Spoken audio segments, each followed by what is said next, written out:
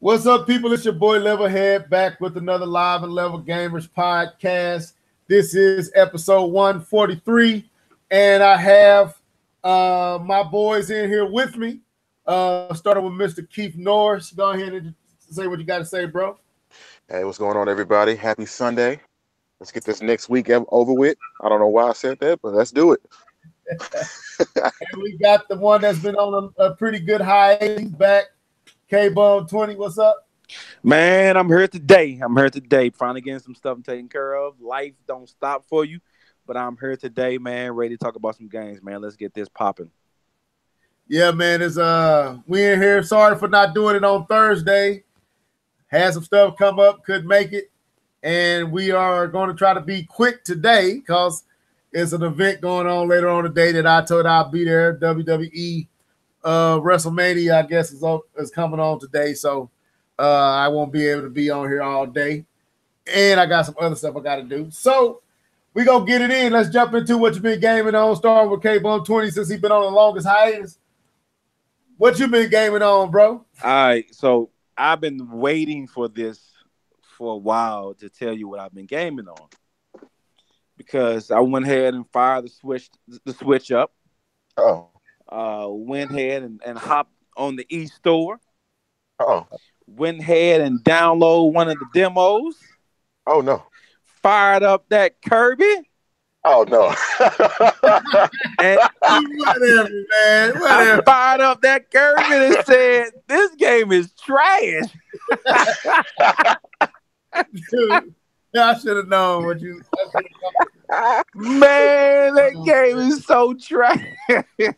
I can't do it, bro. I tried, man. I tried. I went and hopped on there. I downloaded. I read the rules, and I'm sorry, they made it so kiddie. I'm just, even the controls are like, and I'm just trying. I'm floating around. I'm eating people. I'm giving them hearts so they become my friends, and I can't, bro. I can't do it. I tried, man. That game is trash to me. I'm just like I said, for people who like Kirby, go ahead, enjoy it. You know what I'm saying? I know I'm a little bit different when it comes to that, but I'm trying, guys. I'm trying to be open with Nintendo's titles. I'm trying to play them since I have the Switch. But I couldn't do that one, man. That is just booty. What I noticed about it is it's too easy, bro. It's just absolutely too easy. Go ahead. People do all the work. You can sit there, let the people do all the work. Yeah, that's what I said. I talked about it.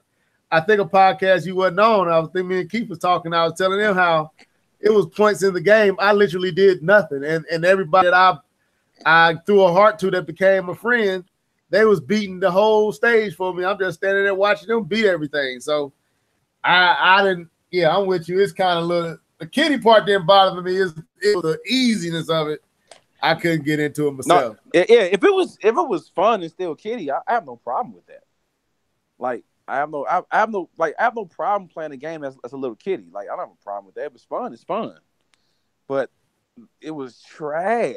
I don't know, man. I gave it a fresh shot. I mean, let's put it out there. I didn't go in there and just say I'm gonna hate this game. So you know what? Let me give it a fresh shot. Yeah. So I tried to game on that. I've been playing Madden, Overwatch. Play a little bit 2K. Pick back up on the Witcher. I think I said that last time we talked. I've been playing the Witcher a little bit more. Been playing FIFA too. I've been playing FIFA, but not too much, just in between other games, and that's pretty much it for me. Oh yeah, and I play. I know people probably not into it as much as I am. I've been playing that Magic game on the PC. They have a beta, not beta. Yeah, the beta version of it. It's called MTG Arena, Magic the Gathering, the card-based game. I've been playing that on my computer, so I've been spending time on that. It's like I said, I'm a Magic fan. Matter of fact, I just set up a date with my buddies to go play some Magic next weekend. So, you know, I play pretty much all the games, so I enjoy that. But yeah, that Kirby was trash. So yeah. Now, have you jumped on that Zelda anytime? Or are you done with Zelda? No, I'm not done with it. Okay. Like I said, I'm trying to focus on The Witcher first. Okay. And I'm pretty close to that. Like I said, I spent a couple of days just grinding on that. And so when I don't have anybody to play Madden or 2K, I just hop on that and try to grind that. So I was trying to finish that before April 20th came around, but I don't think that's gonna happen. Okay. All right. If you're in the comment section, man, sign off. Let me know you in here if you listening, man. We just give y'all a shout out right now. We have first name basis in here. We got the truth in here. Whoever else is in here, man, let me know, and I will let you know and give you a shout out right here live on the podcast. But jumping to Keith Norris, what you been gaming on, bro? All right. First, I want to tell you my experience with Kirby. I played Kirby at Best Buy, and actually, it was me and my wife who was playing. I was like, "Oh man, they got the Switch demo. Let me go see what they got." And I started playing it, and I was like, "All right, it's kind of cool. I wouldn't buy it." And then my wife started playing with me because you can do 2-player. And then she kind of, I don't know if she was liking it, but we was playing it. I was like, all right, let's go. I had to just stop. I was like, I don't want to play this no more. I don't know why. It was like K-Bone said, it's really trash. But other than that, I'm still on that Final Fantasy. And I also downloaded the game Hollow Knight. I was waiting on the Switch version, but I hadn't seen it yet. So I just went ahead and bought it on Steam. It was on sale. Hollow Knight is like a Metroidvania type of game where you're like this bug skeleton knight looking guy, and I haven't figured out the plot yet because I hadn't got that far. And then I downloaded Guacamelee. I want to play that again. If you never played it, Guacamelee is one of the greatest indie games ever. And that's it. That's all I've been gaming on. Okay, is that Guacamelee on sale? It was on sale on Steam. It was on sale for about $2. Oh, okay. You talking about Steam? I was going to say if it's on sale like that on the Switch, I'll hop on there and get that. Well, Nintendo don't put no games on no sale. They have a few, but you're right. Right. But as far as me, man, what have I gamed on? I haven't done much gaming this week. Me and my daughter played. I watched my daughter play that Lego City Marvel Heroes 2. And I'm going to have to say, man, the graphics on that game was a little better than I was expecting it to be. I didn't think they'd have put that much attention to a Lego game. They really didn't hold back on it as far as how it looks. And the voice acting is tremendous. It's really fun. I was laughing at parts. You start off as the Guardians of the Galaxy. And then once you beat that part, the beginning part, then you go to where you meet Captain America and Iron Man and Spider-Man and a few other people. But it was pretty cool helping her. She was making me mad because she wouldn't follow the directions. She just say, I don't know. I'm like, Kendall, just look at what it's telling you to do. Follow the arrow. Just do what it's telling you to do. And she just wouldn't do it. So I kept having to take the controller from her to keep her progressing. And I realized I need to be more patient. Man, I was getting aggravated. I was like, but I realized she ain't a gamer and I am. So she plays games, but she don't play enough to where, she's starting to play to where now she's playing games that requires more thought than like a Mario Kart or something like that, where it does it for you, or you don't have to think about what you're doing. You're just driving. So I'm trying to get her into more games that make her learn the controller, know what to do when the icon telling you to press X or hold A or whatever. So my patience was wearing thin. I realized I don't have any patience. My wife tells me all the time. And I was like, why am I getting aggravated? She ain't doing nothing to me. So, but yeah, I watched her play that. What else did I get on today? This week. eShop, went through the eShop to see if there's something in there I wanted to buy. Downloaded a few demos, but as far as playing games, I really didn't play anything this week, so it ain't much for me to talk about as far as what I've been gaming on. So let's move on, man, since we ain't gonna be here super long. How many people have been keeping up with the rumor mill that's going on around the PlayStation 5? K-Bomb, yeah. I've been hearing about it, and I've been reading some of the. I think who said that on Twitter? I think 64 said that on Twitter. It wasn't 64. It was Spawn Wave or something like that. I follow. and he was Okay. kind of laying out the rumors and stuff like that on the PS5. I mean, Yeah. So I don't know this the group. I don't know the name of the people who kind of was talking about it. It's been a few different groups, but supposedly there's a strong possibility, as far as this rumor go, that we will see the PlayStation 5 this year. I find it very hard to believe. I'm gonna be honest with you. I don't see any reason why Sony would need to release the PlayStation 5 right now. Looking at what the PlayStation 4 is already doing and the Pro making this noise, I just can't see it coming out this soon. So I'm gonna throw it to you, Keith. What's your thoughts, bro? To answer your first question, no, I haven't not been keeping up with the rumor mill. But we've already seen somebody try to do this, like release a console with nobody or no expectations, and it pretty much put that company out of business as far as game consoles goes. So I'm like you, it makes no sense for Sony to drop a PlayStation 5 this year. You know what I mean? Like, what would be the purpose of them dropping it? Because the Xbox One X, they still struggling to trying to get out exclusive. So in my honest opinion, Sony is good where they are. And I know that's bad to say because this is a technology centered thing and they need to keep pushing forward.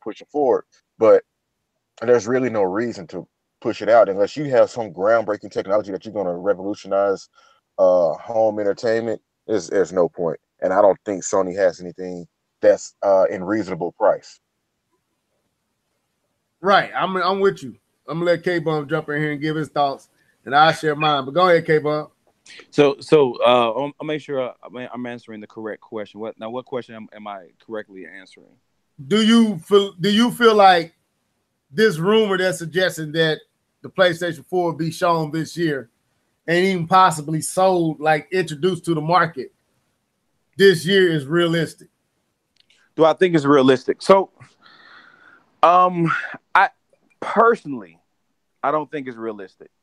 I know I've definitely read some articles and some other people talking about how they think that 2018 is not out of the question when it comes to releasing the PlayStation 5.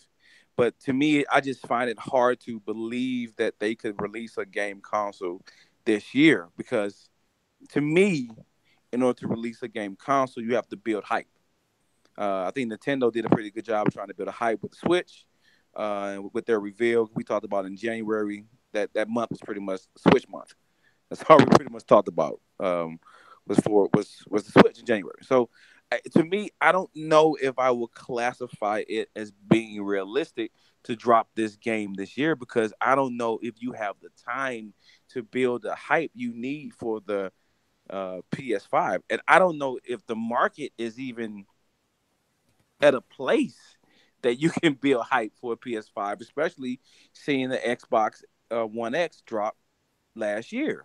Like, how much better is the PS5 going to be than the Xbox One X? Because if not, it's just a half step above that, and it's not really, warranted a new console. Now, on the other hand, the reason why some people are saying that 2018 is not out of the question is because I'm hearing rumors that they already have that devs already have dev kits.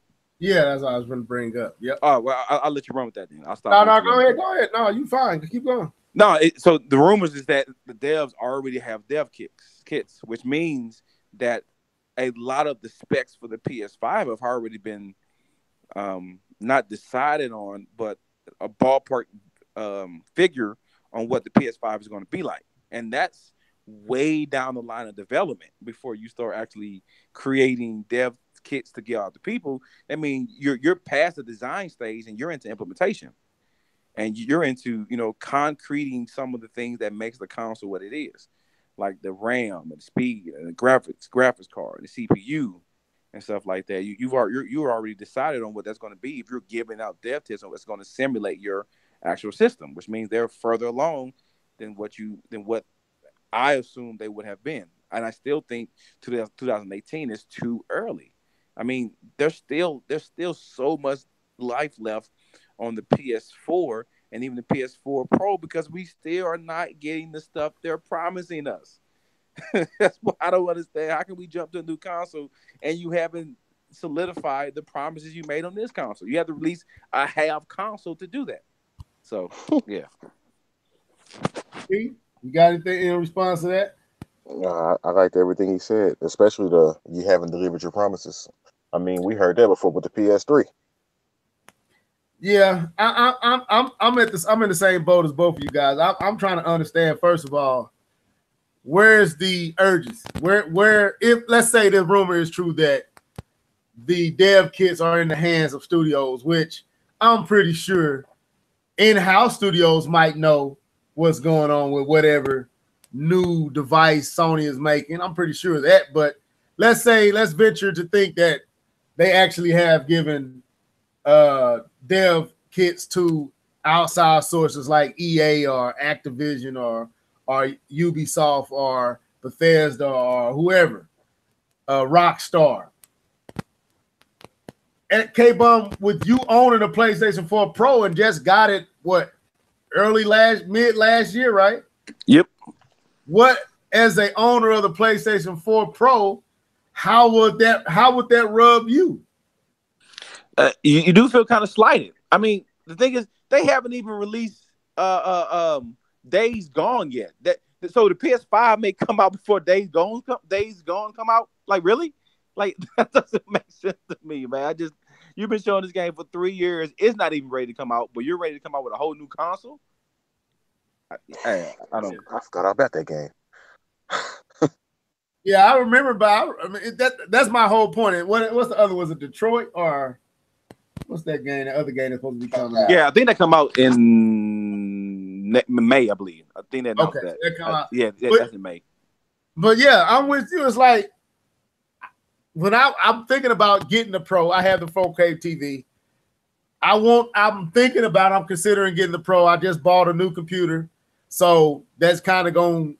I'm gonna have to do some for real kissing to work up. Hey, can I get this Pro? I want one, but right now I'm like, should I wait? So for a person like me, this might hurt sales if this rumor is true. You might as well have not even released the Pro, because the Pro has been out going on 2 years now.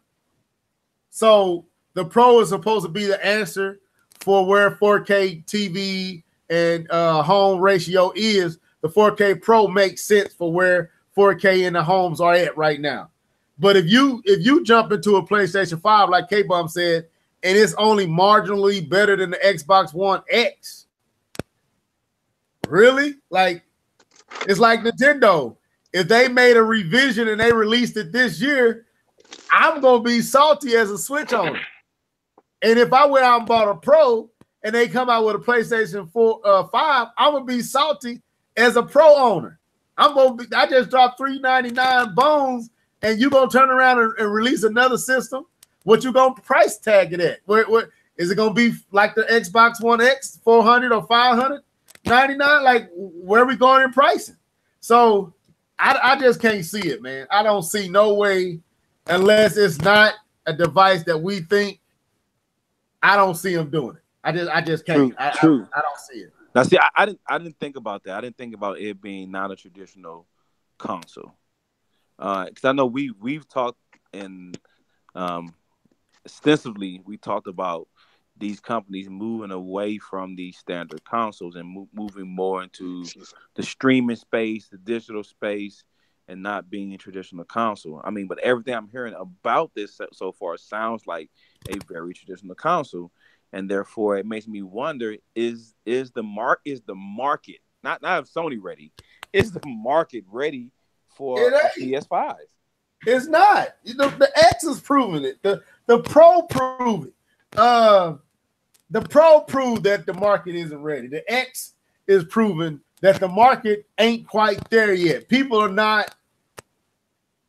are satisfied to an extent with the 4 and the 1. You see what I'm saying? And now they moving like, okay, I just get the Switch or PC. I'm gonna get one of those for that next level experience. That's what they do. They're like, why get this? I just get a piece like the X. People are like, I might well just get a PC. If I'm gonna spend that much money, I might well spend another $200-$300 and get a PC that can do what the X do times 20. So I don't think the market is there. Yeah, and I'm gonna say one more thing. I'm gonna shut up and let you guys go. But to me, man, it's very similar to the cockiness that ruined the beginning of the PS3. The whole cockiness that Sony had was that the next gen doesn't start until we start, and the fact they're releasing this console without demand. I guess that's my thing. They're talking about releasing the console without the demand, and then not enough time to generate demand. Like those pieces, I kind of have issues with. Although you said that, I would be interested to see.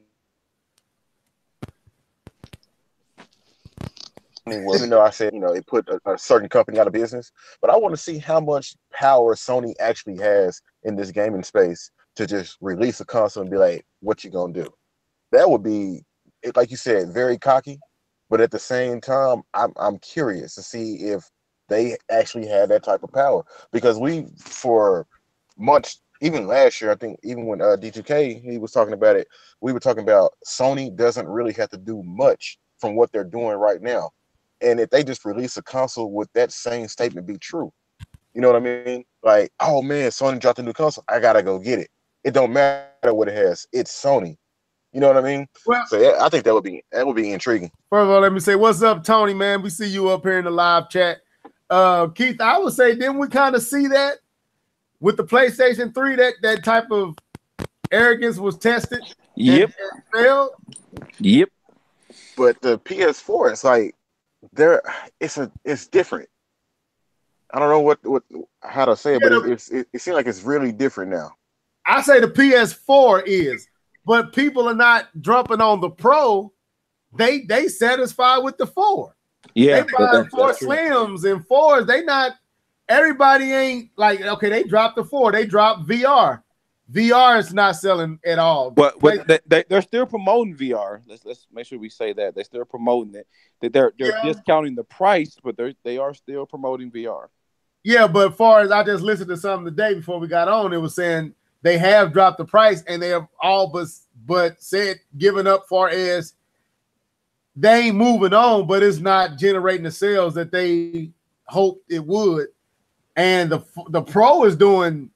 I guess the Pro is doing what they projected it to do. I don't know. They really kind of mix both numbers together as far as what the Pro is selling versus what the 4 OG is selling. So they mix all that together and say the PlayStation 4 sold. We don't know how much is the Pro, how much is the 4. So we don't really know how successful even the Pro is. We just know the PlayStation 4 is selling. And before the Pro came out, it was selling. So when I go to people's houses that has PlayStation, I don't see Pros. I see 4s, though. I don't see Xbox nowhere too much right now. Xbox is anyway, we won't talk about Xbox, but so I don't know, Keith. I mean, you raised a good point. It would be nice to see, but I feel like we kind of saw it with the 3, with the Vita, with the VR. And somewhat with the Pro. I don't know. I just texted my boy because he's a huge Sony head, and I was like, dude, if Sony dropped the PS5 next month, would you buy it? He was like, yep. he has a Pro. It's my boy. Well, a die-hard Sony fan. Sony dropped the PS5 next month, would you buy it? He was like, yep. he has a Pro. My boy, well, a Sony fan. Hold up. Do we got feedback somewhere? Somebody feedbacking on the cast. So yeah, I would say a diehard fan. Yeah, I can see that, because if Nintendo dropped a new Switch with new specs, the loyalist is going to go out and buy it day one and be salty about it. in line fussing and still buying it. But I'm saying the majority, the masses that, you know what I'm saying, they only looking to buy a system every 4 or 5 years. Hey, hold on, Level. I don't mean to cut you off, but we do have a ghost that popped into the room. Yeah, I just saw D2K. What's up, D2? Jedi's supposed to be on here. I sent him a link. I don't know what happened, but he wanted to get on too. But okay. What up, D2? D2K? Yeah, I guess he working his situation out. So K-Bone, you got anything else to say on that, or we can move on? Yeah, if they drop, if you want to ask me what I would do if they drop a PS5 next month, yeah, I think I'll probably power up my Switch and start playing that. There's no way I'm going to buy a PS5, and I just got a Pro. There's no way. When I'm still playing all these games, heck no. I got games on the PS4 I got to play. Why am I paying you a PS5? Well, they supposed to be working on a backwards compatibility thing for it. And even then, I got time to wait because where your exclusives at. So, you got anything you want to add to that? I don't know if you know what we're talking about or not. Well, what was the title of the question? I know you talked about a PlayStation 5, but what was the specific question? Okay, let me ask you the first question. Do you believe these rumors are true, first of all, that we're actually might see the PlayStation 5 this year and it might be sold this year? Let me ask that first. Do you think that's true? No. Okay. Venturing that this rumor is true, how do you feel the market would respond to it if it was to come out this year? Do you feel like it's a place for it? There's no place for it. It would respond very negatively, even from major Sony fans. You know, I kind of had this conversation with others when the whole when we were talking a couple of weeks ago about this whole Switch Pro, this imaginary console that Nintendo fans created based off of upgrading the dev kit power. And we were saying how ridiculous it would be for Nintendo to release a Switch Pro just a year after the Switch was released, and how angry Nintendo fans would be if they did that. I think Sony fans would respond the same way with the PlayStation 5, which is nowhere near its potential, even thus far. It's being out for about 5 years now. It's been out since 2013, and it's still not maxed out. There's still a lot you can do with the regular PlayStation 4, not even counting the Pro. So, and there's so many games they still have in the pipeline from first party and third party for the PlayStation 4 that are exclusives that there's really no reason to do it. I mean, they would just be doing it for the sake of doing it. You know, right now, PlayStation 4 is still on top. It's still making a lot of money. It's selling at a profit. It's pretty much sold at a profit from day one. You're making tons of money hand over fist. Doing something like that would be detrimental to your bottom line. And I don't think I will see a PlayStation 5 at the earliest until 2020. Okay. I agree. I agree with that. Anyone else want to add to that, what D2K said? Well, I don't want to add, but I do remember a time when Nintendo released what was it, 3DS? The new one? The new 3DS? Yeah. And they had one game. And Nintendo fans still went out and bought it. And this was the same 3DS. It didn't come with a charger, right? Yeah, I think so. Yeah, that's crazy. Is it Levon? Is that how you say it? What's up, bro? In the comment section. Also, the artisan. Is that how you say that? Artisan. Am I saying that right? If I hope, I believe it's artisan. Yeah, I believe it's artisan. What's up, man? Thank you for tuning in. But anyway, let's move on. D2K, welcome to the podcast, man. Good point. But let's keep going. So, everybody been keeping up with PAX East and all what's going on at PAX? Anybody? I have not been paying attention. I've seen bits and pieces of it. I've seen bits and pieces. Well, some footage dropped of Wolfenstein 2 for the Switch. And suffice to say, it was very impressive. I wasn't expecting it to look that good. So the question is, were you, and I throw this at D2K first since he just jumping on, and hopefully he's seen it. I put it up in the hangout, so you probably you can go see it if you want to. Well, are you impressed with the visual presentation of this game on the Switch? I haven't seen it in such detail. I've seen like other people watching it. I know the video was out there, but I haven't actually sat down and watched it. I wouldn't expect the game to look bad because Doom looked good on the Switch, right?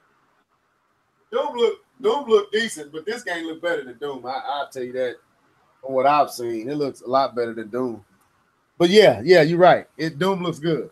I mean, I'm not, this whole thing about, you have to remember that this is still a 9th gen console. So it's great that they make games look as good or close to being as good as what you have in the 8th gen, but it's a 9th gen console. So it's good that you can make games look as good as what's already out there, but you need to be pressing to get beyond that. And I don't think the Switch can do that because it doesn't have the juice to do it. But I guess it's good that you can have companies that are making multi-plat games that don't feel like they have to sacrifice too much to bring their games over to the Switch. I mean, I don't like it when people keep falling back to that same argument when it comes to games not coming to the Switch, and then they see a game like this and it looks good, and they say, well, Wolfenstein looked good on the Switch and Doom looked good on the Switch, so this power's not the issue. Well, it's not about the power; it's about the money. You can make the game look fantastic on the Switch, but if they don't feel people are going to buy it and people don't buy it, then the games aren't going to come. It's that simple. I mean, they can make a game look better on the Switch than it does on the PlayStation 4, but if people don't buy it for whatever reason that might be, you're not going to see another one. So it's really based on who's buying the games and why. So it should be more about making the Switch version unique from the other consoles versus trying to make it look as good, because it's never going to look 100% as good. But if you can say you can do this on the Switch version that you can't on the PlayStation 4, that you can't on the Xbox One, that you can't on the PC, and build upon the whole playing everywhere aspect of it and show some gameplay that's indicative to that. This is why playing on the go with the Switch makes this game better. You see what I'm saying? That's what these companies should be focused on going forward.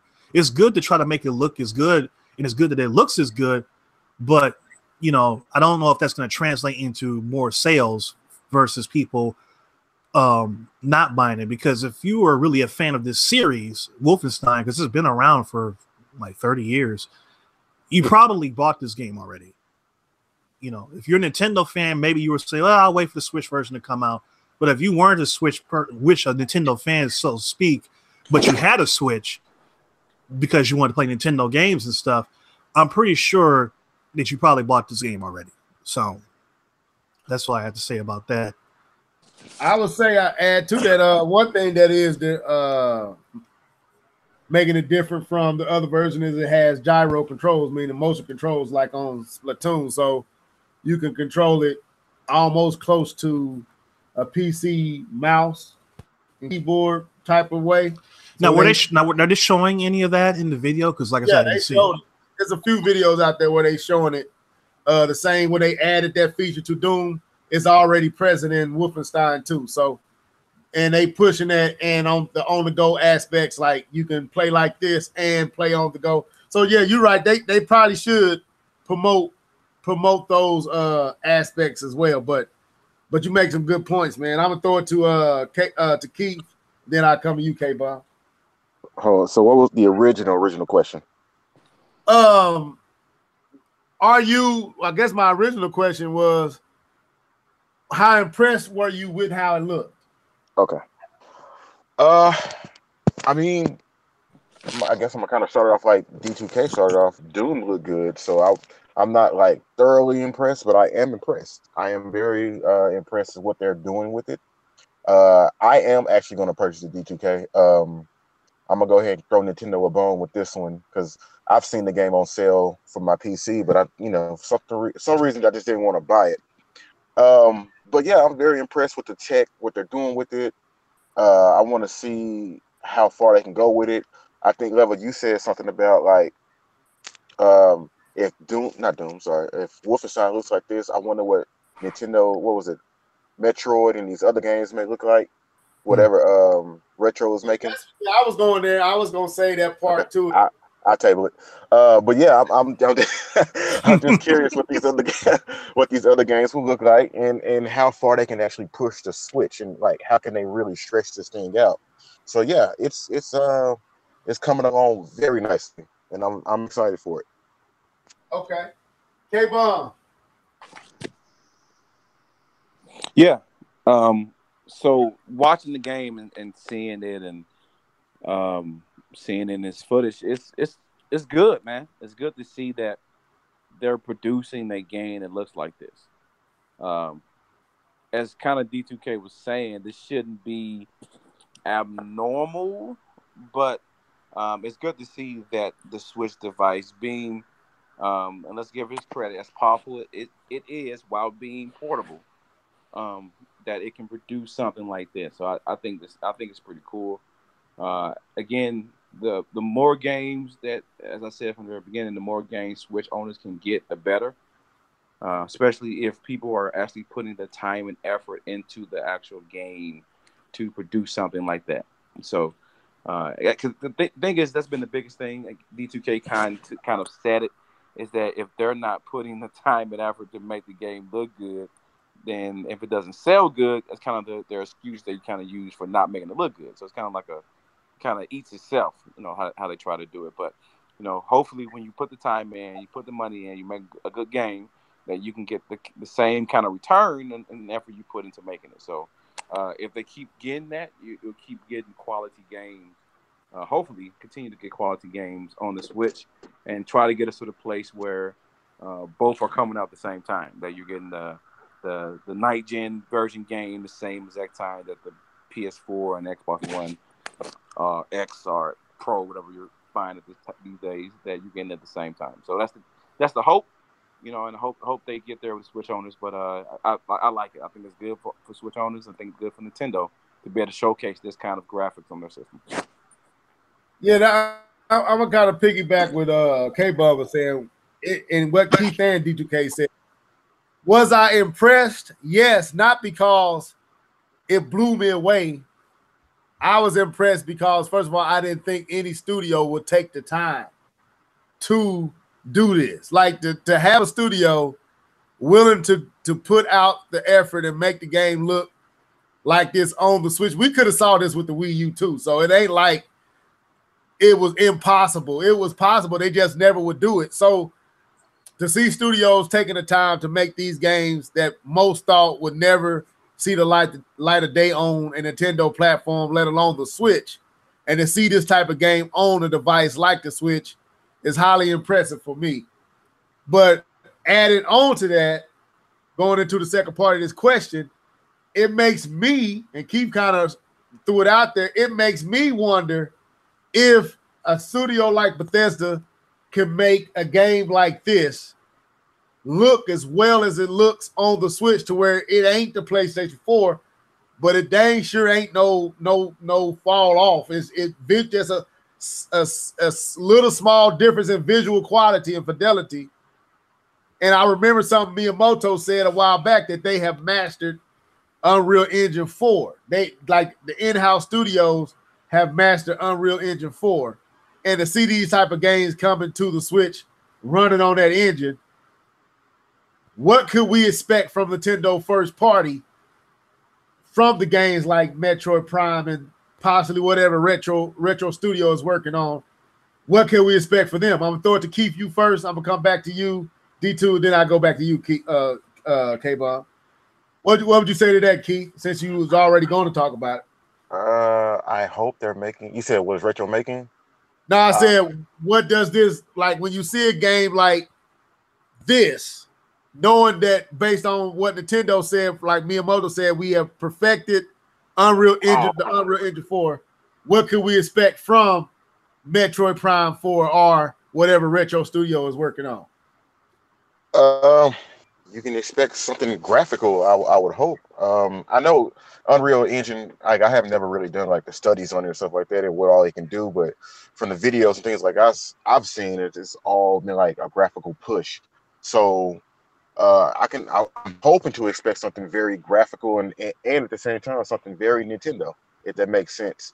So hopefully they impress us. I hope Retro is working on something original. Where they're not pigeonholed to an original Nintendo IP, where they've like, okay, you guys are proving yourself. Let's see what you got, Or they can bring back some of those old games that they were bringing to the GameCube, but never saw the light of day. But I just think whatever they bring, I think it needs to be different. It needs to be graphically intense to a degree, and at the same time very Nintendo. Metroid Prime 4. Just follow with what's already works. Don't try to go outside of the box, Miyamoto. Don't try to do nothing extra. Just they've been crying for this game. Just keep it simple and make it look better. And if you have to go and practice with Metroid Prime 1, 2, and 3, go do that. But don't do nothing like extra if it don't work. Like know when to pull something off and like, no, that's not gonna work. So okay. D2.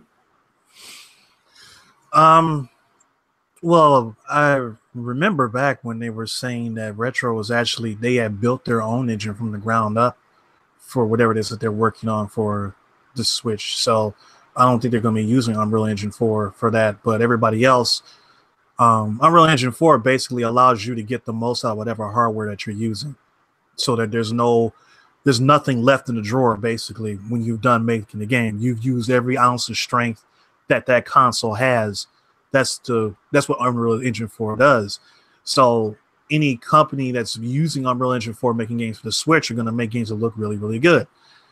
And I think that, the fact that the developers have said, even from the beginning, that the Switch is a very easy device to develop for, and is very easy in order to work with in terms of porting games over and things of that nature. So it probably was not very difficult for Bethesda to be able to get Wolfenstein look as good and Doom look as good as we might think, simply because it's a lot easier to work with the Switch than it was with the Wii U. So I think that being said, with this being Nintendo's property and their hardware, they know more about it than anybody else does. And traditionally, Nintendo has been able to get things out of their consoles that other people can't. A lot of that had to do with they just weren't telling people how to do it.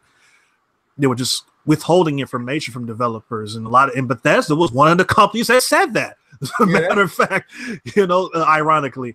So I think that they realized that they can't do that anymore. That they have to be more forthcoming about what their hardware can do if they want third parties to be on board. And I think that they probably went to Bethesda first and said, okay, we not only made this console easy to develop for, but we're going to, help you guys to get the most out of the system so you can make your games look as good as they possibly can. And Bethesda was like, okay. And that's one of the reasons why they're really behind the Switch, and they're putting a lot of games on it, and they're putting their best foot forward, because now they don't have an excuse. If Nintendo gave you a console that's easy to work with and they're willing to work with you, then you really have to give your best foot forward. And if they can do that, then that means that whatever Retro is working on is probably going to look really nice. It's going to look amazing. For me, it's not about the graphics. It's about the content and the subject matter. I want something that's contemporary. I want something that's made for adults. I want something that's not, doesn't have to be mature with blood and guts and cussing and carrying on, but something that deals with subject matters that adults would deal with. Not something that's fun and goofy all the time, just something that has a serious tone to it, that has some emotional content to it that could pull you in, like an Uncharted type game or something like that. And with Metroid Prime 4, that whole atmosphere of Metroid Prime is very, I can't find the word to describe it, but you feel alone, and you're trying to survive in this house, isolated. Yeah, that has a very motion picture quality to it. So making Metroid Prime 4 look more photorealistic might not be a bad idea. I don't know if they're going to go that way, but I think it would be a cool idea if they actually tried that. But but on the other side, there was this one, somebody made like an anime version of Metroid a couple of years ago. And I looked at that and said, you know what? That wouldn't be a bad idea either if they actually went with an animated style, like a cell shaded, but more like and almost like how, you know, Naruto and Dragon Ball type, but those types of graphics with Metroid. That actually would look kind of cool too. So yeah, there's been a few animated, like CGI animated Metroid Prime type games that I was like, if Nintendo went that direction, that game would not be as unsuccessful as it has been before. But I believe Prime was just on the wrong system. It was a great game. I think it was hit with the fact that the GameCube just didn't sell like it should have. I think that's what hurt it. And then the Wii version, it sold okay.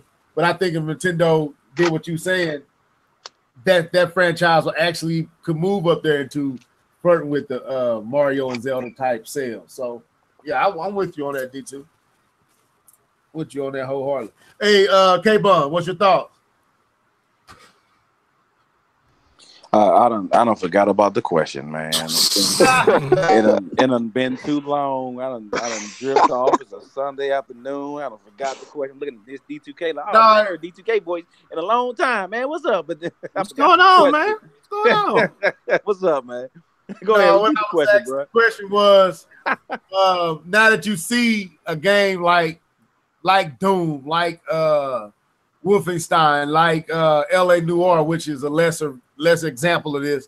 But would you see this modern game that came out last year, now it's on the Switch, and is looking as good as it do? Does this make you hopeful for the Metro Prime 4s and whatever else Retro and other studios are making in-house at Nintendo? Oh man, no, this doesn't. This actually doesn't. Okay. Because even though I'm not a fan of Nintendo first party games, despite of what was going on around it, their first party games were always good looking games. Are always the best looking games on the console. Mm-hmm. So seeing what Wolfenstein can squeeze out of the console really doesn't. I mean, it's cool, but it doesn't really affect what I can see the internal teams from Nintendo to actually produce. Right. And Zelda, Mario, and even in its own art style, was a very graphically good looking game. I truly think so. I didn't think it was. I thought it was a good looking game. It didn't go for that realistic look, so it's some things you didn't have to wear. You didn't have to try to pull off, but I thought it still looked good. Zelda, to me, even though it's the art form that it takes, I think it's a good looking game. If you remember, that's the first thing that caught my eye and made me want to play Zelda was how it looked. So this doesn't really, to me, really doesn't affect how I feel about an upcoming Metroid. I feel that they're going to produce the best looking game with or without knowing what Bethesda can do. But I do hope for, and this will probably get me into the Metroid Primes. The Metroid series better is like D2K said. If they actually move towards a realistic looking characters instead of kind of a cartoonist type of character, they would actually go to look like an Uncharted or a realistic type setting, and that would probably get me more involved in the game if it's kind of like a Metroid version of Mass Effect, kind of look like that. I would probably enjoy the game a lot more if it actually looked like that. That would be dope. Because actually, I'm gonna let you go, but actually, I think it was Red Knight actually made a comment, and he said once I thought about it, I agree with him that it would be dope if Zelda looked like how the PS4 version of Shadow of the Colossus look. If they went for that art style for a Zelda game, that would be dope. And that's very similar to if Metroid went towards a Mass Effect type of graphics. Okay, that Mass Effect idea makes a lot of sense because I think that's what I meant that's why I said I was agreeing with D2K, because I think that would be the style, the art direction that Metroid needs to move up into the ranks of Mario and Zelda. Like, to me, like you said, K-Bum, Mario Odyssey visually was a very stunning game. Breath of the Wild, for its visual presentation, still was stunning. Metroid Prime was stunning too in its time, but I don't know if that style would translate to now and be stunning for what Metroid Prime does. I think, like you said, Mass Effect, something like that, or what's that one that they're working on now that's kind of in a bad spot, the one that's supposed to replace Mass Effect from EA. You talking about Anthem, something like yeah, Anthem. I think a Metroid Prime game that tries to visually look like that, maybe not as, with all the 4K bells and whistles, but what the Switch can do like that, or like what Wolfenstein looks like, but Metroid Prime game, I think that'll do wonders for the series. To be honest with you, I really do. I think that'll help it, but it's whatever Nintendo wants to do. I wonder if Namco, that's what makes me concerned. But then when I found out it's the team that worked on 1313 Star Wars, I'm like, I don't know how to feel about it, because I don't like Namco working on it. But that studio and what they did with Star Wars 1313 makes me like, okay, maybe I don't have anything to worry about. I don't know. So hopefully they go with you and D2K saying. That's interesting. I did not know that. Yeah, the studio that was responsible for Star Wars 1313 is the studio that's working on Metroid Prime 4. But to touch on what D2K was saying, though, man, like, I hope we didn't miss it. He was saying a mature story, something that we can relate to, because, man, a lot of Nintendo games are so detached from reality, which is fine because you kind of want to detach from reality when you come home, but not every game. And I'm with him. If Metroid comes out with a story that has you sitting there like, man, I have to continue to play this so I can understand what's going on, I want that more than above anything else. And and it's funny that you mentioned that, because that's what attracts me to God of War. It's not even about how great the game looks and how in all the bells and whistles that they've changed the gameplay style and everything, and is for the better. But the story is the first thing that pulled me when I first saw the trailer at E3. The story is what pulled me in, as I got to find out what's going on between him and his son.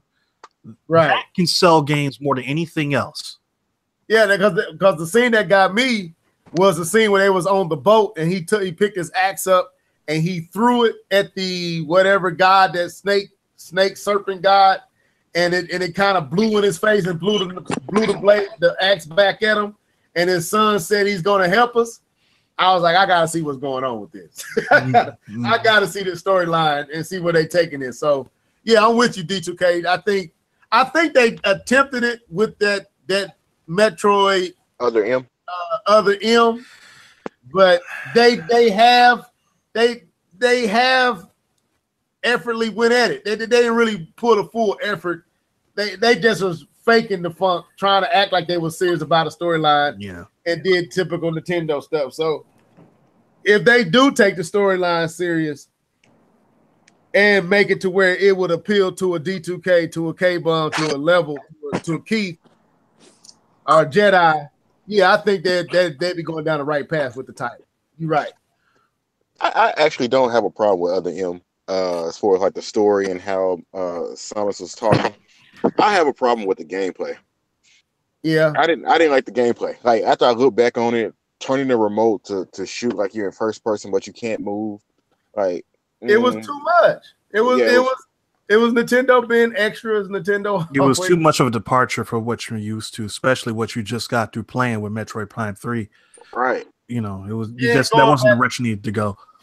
And going from that 2D to a side Nintendo NES type of control to trying to switch to a Wii remote type of first person shooter, it was stupid. It was like Star Wars. I mean, it was like Star Fox for the Wii U.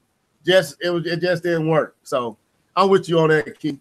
I'm trying to stay honest to the time that we was gonna stay on here. So what other question I have on here? I'm going to skip. Well, let me ask y'all this: what y'all think about Spyro the Dragon being back, man? But before we hop on that real quick, I did just got a message. I got a message from Jedi. He said he had a business meeting that was supposed to happen earlier, but it didn't, and so he's actually heading to that, so he won't be able to make the podcast. I just want to make sure I vocalize that. Okay, that's cool. That's cool. I understand. Yeah, that's cool. I understand, man. It just happens like that. We're gonna get him on here though. One of these Sundays we'll meet up and I'll be here. But what do you think about this Spyro the Dragon remaster, remake, or whatever? I got an interesting thought on it. That's something that happened to me last night. If y'all don't mind me kind of sharing it. One of my best friends was back in town, and this is the one that his son listens to the podcast, and he got him a Switch, and this is so I was really telling him about the Switch, and he went on and got it for his son. Well, his younger son has a DS or DS. It wasn't a 3DS, and he's playing Mario 64 on the DS, and he brings it to me, and he sits down and begins to try to explain to me what the game is. So I'm looking at him like, dude, do you not realize I already played this game on the 64? In his mind, this is a new game or a game that my age group wouldn't know anything about, like it was introduced to him. And it got me to thinking, like, it's amazing, like what Nintendo has been able to do with a lot of they titles, to see Mario 64. I did that when I was 17 years old, and to see a young boy at the age of 8 just as impressed with it in this time as I was back in 96. And now to see Crash Bandicoot come back and to see now Spyro the Dragon coming back, all these PlayStation 1, 64, Sega Saturn era games. Are you impressed that these games with these overhauls are impressing folks and really reintroducing themselves to a younger audience and still making the same type of impression that it made on us? I start with you, K-Bomb, and then I go to D2 and then you, Keith. Are you shocked at the fact that these old games can get a little polished and impress the current market like it impressed us when it first came out? I don't know if I would use the word impressed. I don't know if I would use the word shocked. Well, I mean, they enjoy it the same way we did. Yeah. I'm talking about as far as my reaction to it. I don't know. I guess you can say surprised, because sometimes games don't age well. Even while updating graphics, some games still don't age well. Like if you try to give me a siphon filter right now with those same turbo controls, you can take that and put that in the trash. I mean, Siphon Filter had some terrible controls. No, I know people love that game. The controls was terrible. Just put it in the trash.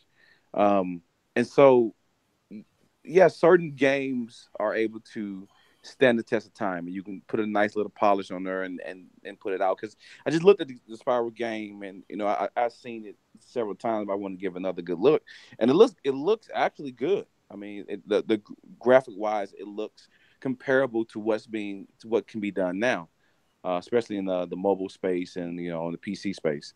And so the thing is with those games is that some of these games are actually really good games, and I know D2K prefers a lot of times when we ask about his game, a lot of times he's playing retro games because those games are still fun to him. So it's to me.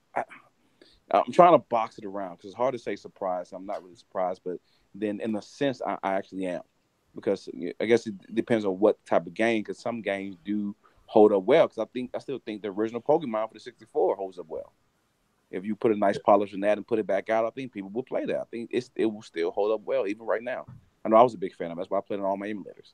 So for certain games, yes, I would be surprised. To me, I'm surprised that Crash Bandicoot, to me, since because of the way that it plays and the way that the camera angle was so horrendous, that it's has caught steam. Like that one surprises me.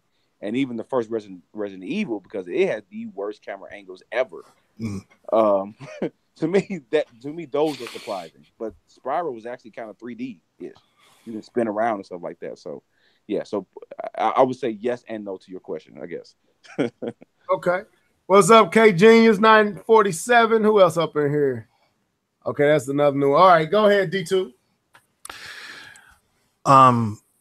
Substance doesn't age. Dang it. It's, that's pretty much it. Substance, anything that has any quality whatsoever, regardless of how long you play it or watch it or whatever, it's gonna still be good. It's just like when you watch certain TV shows or certain movies or listen to certain music. Doesn't matter how long ago it came out, it's still just as good as the first day you heard it, or the first day you played it, or just the first day you watched it, as it is today. And even with people having different mindsets and in different generations, you still will see that you still see that meshing together with different generations. Like you think about cartoons, you look at the cartoons that came on with a lot of our parents that are 30 and older. Their parents are growing up like the Tom and Jerry and the Bugs Bunny and the Woody Woodpecker and Hanna-Barbera, stuff like that. That stuff was old by the time we came on to the scene, but we enjoyed them just as much as they did when they were coming out in the actual movie theaters. That's crazy that you said. I did not realize that a lot of them cartoons was from our parents' era, not ours. I thought them was our. And as that goes exactly along what we were talking about, because they were so good that when you watched them coming home from school or before going to school, it felt like they were brand new. But these cartoons had been out for 20, 30 years. And, and games are the same way. It's like, I don't know how many times I've played Super Mario Brothers, but every time I play it, it's just as fun as the first time I played it. But there are certain games that you played on Atari or ColecoVision or something that stink, and they still stink. But there's games that you play on the modern day consoles that stink and will still stink 30 years from now. So it's just about the quality of the games. The game is good. Your kids are going to enjoy it. Their kids are going to enjoy it, and their kids are going to enjoy it because the game was good. Okay. Yeah, you brought up a thing because when Dominic brought it to me in Mario 64, and I got to play, and I told him, I was like, look, first of all, you got to understand the way you playing it is inferior to how I played it because I had an analog stick. You using a D-pad, and you got to hold this button to make a run fast. I'm like, I could do that all with the analog stick. So I had to adjust to the way he had to play it on that system, but I was impressed, and it tickled me to see that, they know I'm the gamer. They call me uncle, and they know I'm the gamer. They come to me and ask me questions. So he wanted to know what I thought, and he was trying to show me how to play it.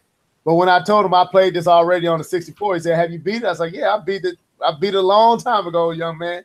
And he walked off. He was showing me how to jump, and I'm like, "Man, it's amazing that Mario 64 is doing him the exact same way it did me and my younger brother when we first played it." And it just was impressive.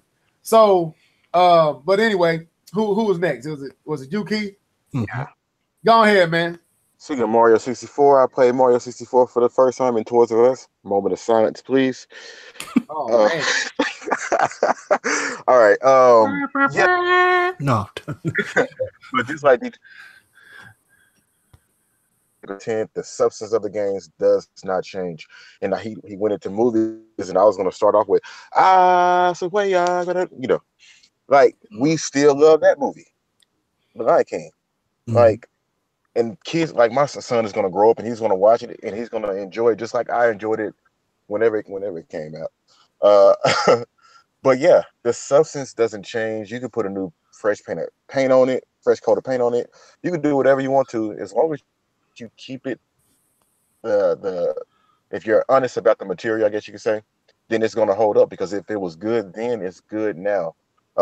Just last week, I was in someone's office at work, and we were playing old school music, and like we were trying to figure out like who were the artists and things like that. We was like, I recognize the song, and we're like all jamming to it. And this music in the 70s, you know, we're all jamming to it, but we didn't know who it was. But the music transcended time, so it doesn't matter. It doesn't matter like now that the kid is playing Mario 64. It's just that game was just classic, and it's just that good. That's all I Right. got. Okay. Yeah, you're right. D2K did make a good point with the Looney Tunes and Tom and Jerry. Like when he said that, I was like, "You right, man. Them cartoons was literally out when my mom and my dad were in their 20s and 30s." And I still to this day, my kids, my daughter is watching Tom and Jerry on and Looney Tunes and Hanna is it Hanna-Barbera? Hanna-Barbera. Yeah, Hanna-Barbera on Boomerang and on Netflix, and she thinks this is her stuff. And I'm like, actually, the remade Tom and Jerry is not as close to as good as what we had, Tom and Jerry, but it stands the test of time. Disney characters, Daffy and all them, and Donald and all them. It's crazy that those type of characters transition time. So to see Spyro the Dragon back, to see Crash Bandicoot back, it really tickled me, man. I thought that was pretty cool. So let's move on. This last topic. Yeah, I was just about to say, I'll end it. I know we're on a time constraint. Because D2K did make me bring back, because I thought about my love of I Love Lucy. That was my jam. And to this day, I still watch I Love Lucy, and that was nowhere near my time. That's still in black and white. But if it's like you said, if it's good, it's good. I got you. I feel that. Yeah, like the Cosby Show, Martin, all them shows, man. My wife still watch Three's Company. Three's Company, The Golden Girls. What's the other one? She watches Matlock. That's her show. And I sit down and watch them episodes and be like intrigued and wonder who gonna get caught. And the one I can't watch is Murder, She Wrote. She can stop with that. But anyway, she like Matlock, Murder, She Wrote, and Texas Ranger. I'm like, look. Okay, we can do Chuck Norris, but we Texas can't Ranger. Yeah, well, it's something she did with her grandma, so it's sentimental. So for sure. Obviously, they're like, look, I do Texas a little bit. I definitely do Matlock, but we got to put a foot down on Murder, She Wrote. Anyway, let's move on to this last topic. So, Black Panther is now the third highest grossing domestic movie of all time. This is crazy. So I want to get y'all thoughts. Started with Captain America himself before we get out of here. What's your thoughts on that, man? Blown away, bro. Blown away. I'll be very quick. To me, this says a couple of things. I'm going to expand on one of them. This says that a proper representation of African Americans or even Africans has been surely missing in this world. And as soon as a story that encapsulates the representation of Africans, African Americans, has been displayed to the world, even the world has embraced it. I saw a week ago that in Saudi Arabia that they have not shown outside movies in Saudi Arabia in 35 years. This Black Panther will be the first movie shown in that movie theater. That the explanation of the story and representation of Africans and even African Americans has been missed, and it is being received because it was done with care, with absolute care, especially when you see all the other tribes that were shown in this movie. That it was more than just a comic book movie. It was a celebration of African heritage, and I'll be done with that. Keith, it is wonderful to see a where Black man a killer or a gang member or trying to kill and steal for no reason. It is a testament of no. Let me stop. No, I'm with K-Bum on this, man. It's meant to show the representation has been missed around the world, like he said, Saudi Arabia, and people are opening up the doors. Like, hey, we got to show this movie. Like, what is it about this movie? You know what I mean? We have to see this movie, and to not be fixated on black stereotypes and things like that. I'm proud of that alone, and I hope we get more. I hope this movie can transcend to more movies where we don't have to rely on the stereotypes for black people to go out and see a film. I hope that this movie shows that black people, hey, when there is something black in the theaters, you can go and appreciate it and watch it, and it doesn't always have to be based on some. So, and I'm done with that. Yeah, it doesn't have to be Soul Plane. We can make other movies than Soul Plane. Yeah. Yeah, you're right. It don't have to be drug related or gangster related or overly sexualized or something like that. We can make these type of movies. So go ahead, D2. Well, it just goes back to what I was saying a few minutes ago about substance. Substance sells, and it was a breath of fresh air. For the reasons that K-Bomb and Keith just explained. There's no. I won't say it was completely devoid of stereotypes and tropes, but there weren't as many as you would see typically in a film with a predominantly African-American cast.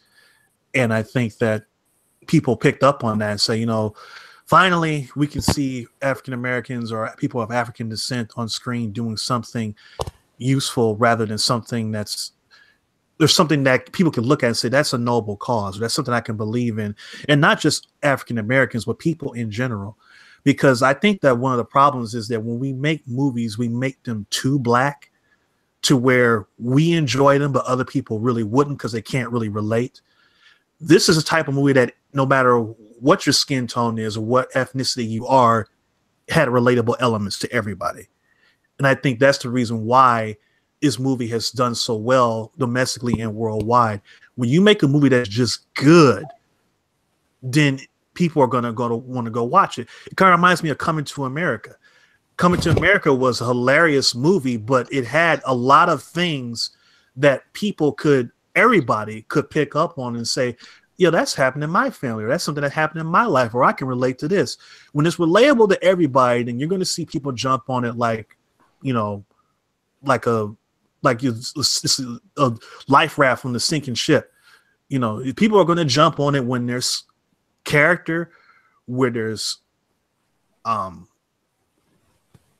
quality, if you will.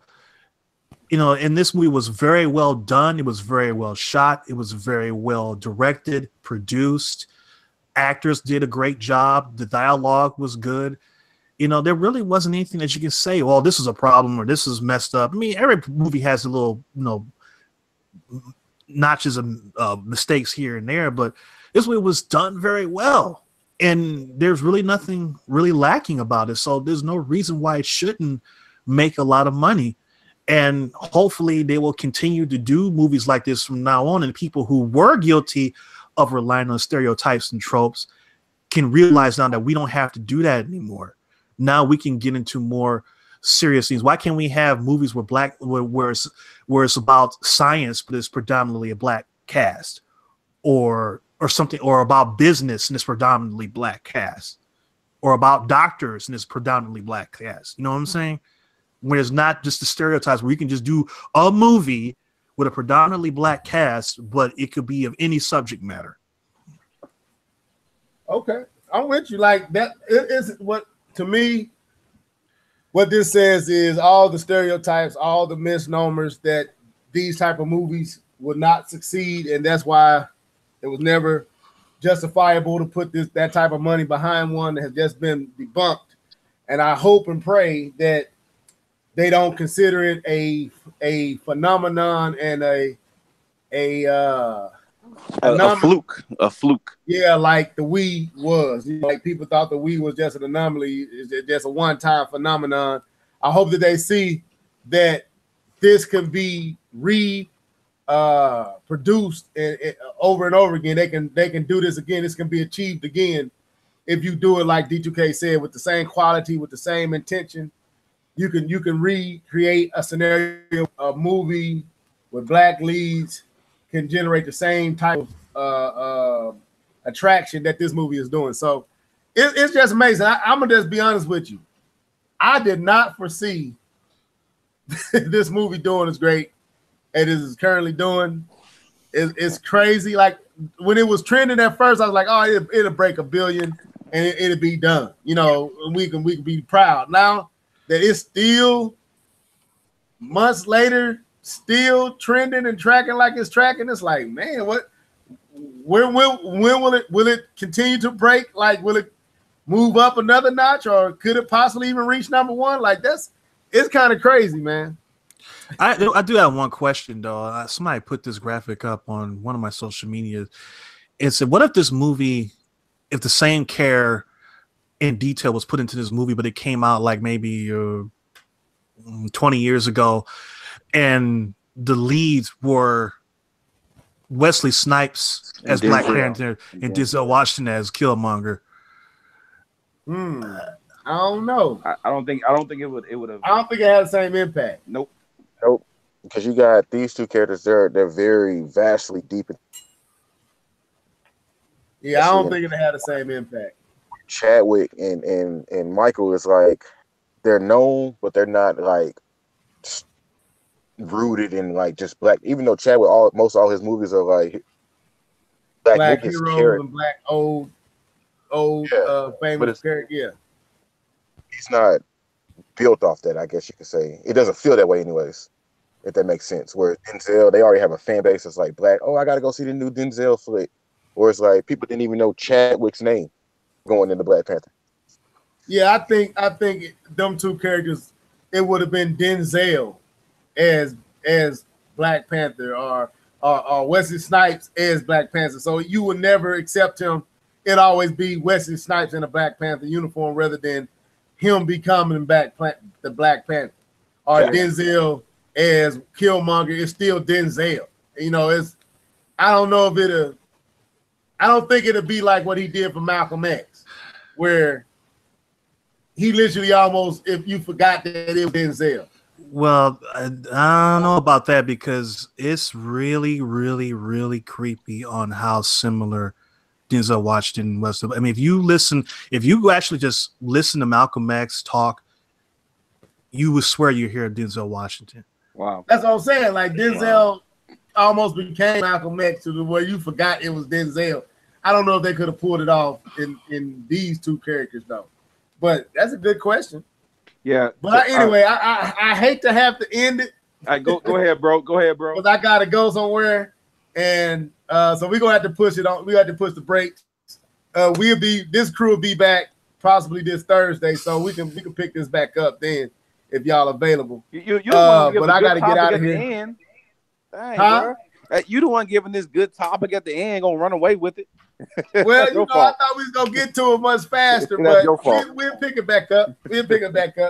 But anyway, man, this was the Live and Level Gamers podcast. Hate to have to run, but I got to. Hope y'all enjoyed it. I ain't gonna worry about anybody signing out. Tune in Thursday. You know the time, 8:30 p.m. We'll see y'all then. Till then, deuces.